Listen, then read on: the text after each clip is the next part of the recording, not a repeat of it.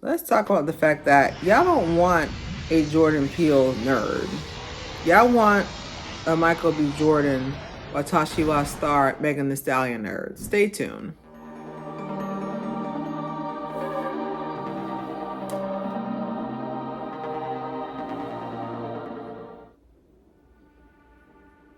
All right, welcome to another episode of Claire Haire. Today we are talking about pretty privilege and being a nerd. Nerdism and pretty privilege and geek.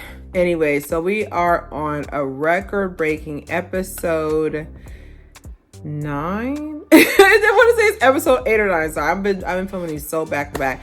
But we are almost done wrapping up our Pretty Privilege Volume 2. I don't even know how we did it, but thank you guys so much for your support. So far, we have accumulated over 1,000 views, and I'm so grateful for you guys tuning in to each episode. So let's talk about. So I'm going to spend some time going through each nerd, and then we're going to talk about our halfway point, about the 10-minute mark, and then we'll just talk about my overall review. But let's talk about first things first. Watashi wa Star. I'm sorry, the song is just so catchy. I don't know what Megan Thee Stallion put it. I don't know if she put a little seasoning in it. I don't know what it is, but I've been singing that song back to back. This was part of my outfit for when I went to K-pop. I know Watashi is Japanese and K-pop's Korean. 안녕하세요. It's Korean, not konnichiwa, Japanese. But no, I really feel like I like the fact that being a nerd, being geeky, whatever, cosplaying is becoming popular. But now we have the advertisement that people don't believe that you're actually a nerd. So let's go on to Megan Thee Stallion. Let's just put it away first. So when Megan Thee Stallion first came out, she came out as cosplayer. Like, she came out as that person. There was a lot of I feel like there was a lot of pushback because, you know, of course, people always think if you're attractive, there's no way you're anything else. They always think that, like, even with me, with my cosplay page as well as Donald Cosplay, like, I really felt like whenever I would post from the page about, like, you know, doing this or that, there'd be a post and I'd say something. I got fact checked, still to this day, still get fact checked a lot. And I really feel like it's because of my appearance, because there's just something about the fact that people have always equated nerdy girl to, like, glasses and, you know, nerdy voice, doesn't know how to dance, doesn't know how to dress, none of that. Is not physically or mentally attractive. Like, they just really just thought they just have this umbrella of what they think a nerd is supposed to look like. And I felt like Megan Thee Stallion, she's in here, you know, she's thick. Especially when she first came out, she was very thick, very tall, very, you know, in your face, not quiet, you know, very extroverted. They always for some reason, they always associate being a nerd geek with someone who's quiet, someone who's kind of sticks in the corner, a wallflower, if you'll say. But they've always had, like, that stigma that how they're supposed to create themselves. So I feel like there's been a lot of people that have pushed for the fact that Meg Thee Stallion really is using the anime community as a gimmick to push her music faster. And I feel like if she was doing, like I said, who knows, you could have a research team, I don't know, but if she was doing general stuff like saying, oh, I love Naruto, about to get to that, oh, I love something in general, like, oh, I've always loved One Piece, okay, but she's talking about, like, smaller anime shows that you would have to be a geek in anime to know, you know, like Yu Yu Hakusho. I thought Yu Yu Hakusho was a fever dream. Like, I thought they made it up. Something about Yu Yu Hakusho just always felt like, I was like, did I imagine this show? Like, I really thought I imagined this show. But I do like the fact that, like, it is becoming more popular to cosplay. But like I said, like, with that aspect as well, is that the more people who cosplay, like, the more you have to worry about people questioning this authenticity because of you don't look like how you typically supposed to look like, okay? And I feel like, especially as a woman as well, there is a little bit of nepotism there where they feel like we're not even supposed to be doing this anyway. We're supposed to be doing the cute stuff, you know. Let's be doing cute games, cute animes, you know, like, you know, girly animes, like the really high pitched, voice is so high, my ears burn type stuff. And I like the fact that she's coming in and kind of changing the game, and like, you know, it's kind of like, no offense, but it's become an anthem somehow with Tashi.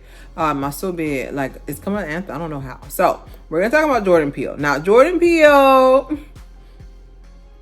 Now, you know, I love me some Jordan Peele, because one thing about Jordan Peele is that, yes, he's in an interracial marriage, but he don't play about his movies. Like, he always makes sure there's someone who looks like me and you, all the melanin crew. He always makes sure that, it's like a requirement. Whoever is my main character has to be of the melanated hue. He does not play. Okay, so I really appreciate that he does that. But Jordan Peele, like I said, I feel like Jordan Peele is well put together. Okay, he's well put together. But Jordan Peele is what you would think of who's your typical nerd. Like, like, he would be, you know, not to be funny, but he's who you would think when you think of, if you type in Blur, you know, black nerd, like if you type in nerd, like he would pop up. You know, he's got the glasses. It's not like he's rocking a 6-pack. You know, he's got the dad bod going on. I don't know if he has kids or not. But, you know, like, he's who I would assume when someone says this person's nerdy. I always, like, Jordan Peele just pops up in my head, and he's an amazing director, amazing writer, producer, like, just overall, just showrunner. Him and Keegan, I'm saying it like I know these people.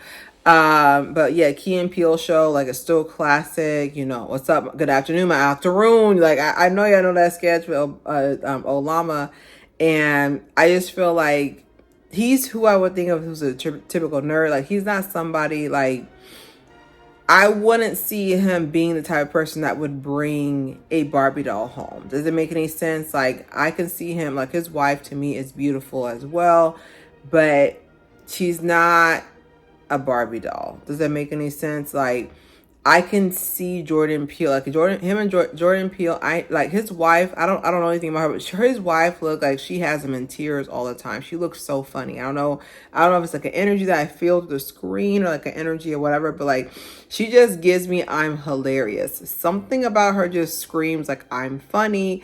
And I think she's a writer as well. I think he met her on a show, but like, they pair so well together, so cute together. And that's who I imagine when I think of nerd. And what irritates me is just like, from the dating optics, is just that, you know, we're about to give you 2 minutes. We're going to talk about Michael B. Jordan. And I feel like dating optics, a lot of, you know, nerdy black men, you know, look like Jordan Peele. So with them dating out, it kind of, to me, it makes sense. Like, when I saw his wife, I was like, yes, you know, like, cause like this dude is really nerdy. So I don't know if the, you know, average black woman, stay with me, would give him a gander without calling him lame. I love me a nerd. E equals MC squared, and the C is for Claire. You know, like, I love me a nerd, because I want to be able to geek out with you, and you not. I want to be able to go to Comic-Con and you not say, I need to take on for this. Like, I want to be able to. I solely date nerds. Like, I date. Yeah. Like, I only date nerds. I only, like, because I need somebody who can really challenge me. Like, I like to be intellectually challenged. Like, I want somebody to sit there and make me think. Like, I don't want you to sit there and make me think, like, why are you walking around without supervision? Because you're dumb. You know, like, I want somebody to really see, like, oh, well, Claire, my aspect on this is that. I was like, you know what? You changed my mindset about that. Let me, you know, like, I want somebody who's smart as well. And maybe that's just something that will always forever be with me. Regardless of aesthetics, I was a nerd first, okay? I was nerd first. Before I was model, before I was this big, you know, in my head, of course. Before I was this big name, whatever, YouTuber. Cause like I said, I'm my number one fan. But like, before I was any of these things, model, whatever, vixen, now I guess, I don't know, child. That's what they be telling me in the comments. I was a nerd first. Like, I'm still that nerdy, you know, 5'10" girl in 7th grade mentally, who likes to read and write and play piano and play trumpet and, you know, write short stories for fun. and make lame jokes. Like, I'm still that person internally. So like I said, like, I solely only date nerds. So with Jordan Peele, like, him and his wife, he makes sense, but he's what you consider a typical nerd. So we are going to Michael B. Jordan. I feel like Michael B. Jordan is what y'all think Meg the Stallion is. Y'all think Michael B. Jordan, because he's so good looking, that he's the rare exception that's actually truly a nerd, and you guys are misconstruing the two. I feel like Meg Thee Stallion is truly a nerd, and then Michael B. Jordan, I would say he's a nerd, but I can tell it's not authentic because it came out of nowhere. Like Megan Thee Stallion came off a rip. She came out like that. Like, that's like if I change my whole persona and like I start just doing like, okay, guys, like, you know that's not me, baby. You know that's not me. Like, with Michael B. Jordan, like, when he came out with Naruto, haven't forgiven him.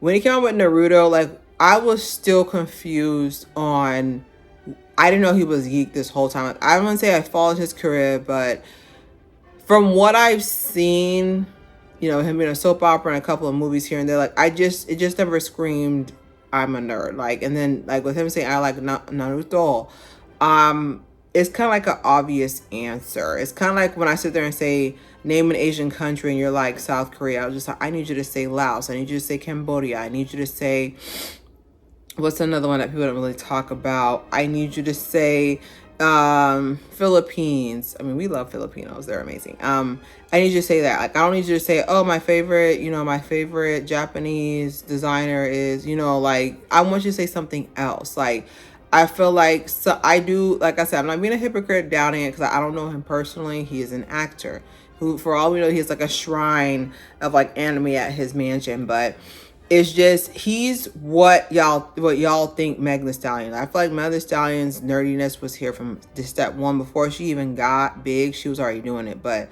Michael B. Jordan's, like, it just doesn't feel authentic because there's no variety in it, you know. But I just feel like even if it wasn't, like, there has to be some level of fairness that happens across the board, because I feel like a lot of y'all have a tendency to fact check the good looking nerds, and then the ones who look like typical nerds, you just let them say whatever. I was like, but that was wrong, you know. Like, that was wrong. Like, I still remember, I think I had came straight from work and I had makeup down, I had everything on, and I went to a trivia at my apartment clubhouse, baby.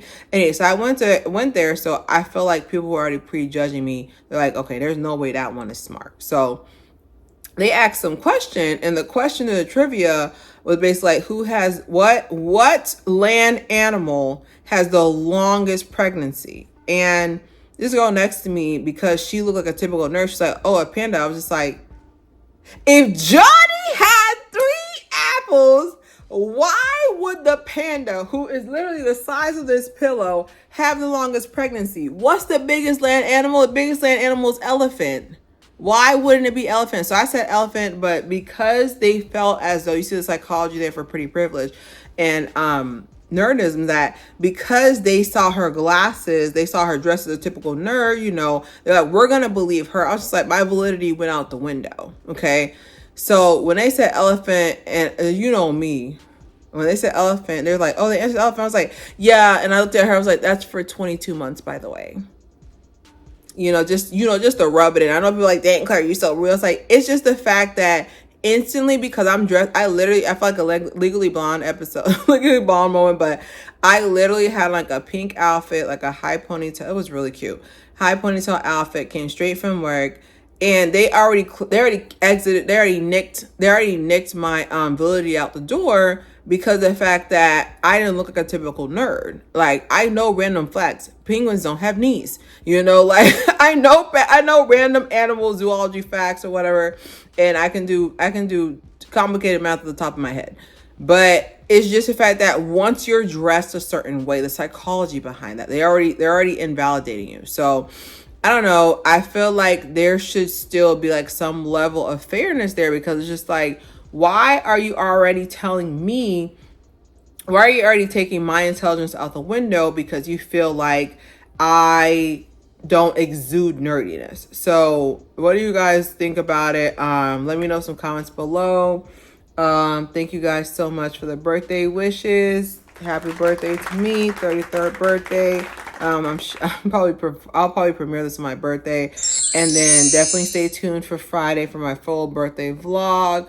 But your girl's 33. I'm so happy to be here. It's been an amazing time. I'm so happy to, just keep creating content. I really feel like we're starting to get a rhythm of like what's hitting and what's not. But I'm so thankful for you guys. I've been doing this since I was 29. Oh my God, I've been doing this for so long. I've been doing this since I was 29, and to be in my early 30s and I still have you guys' attention, it's always an honor. So don't forget to subscribe, share. It's Claire here. When you know, you know.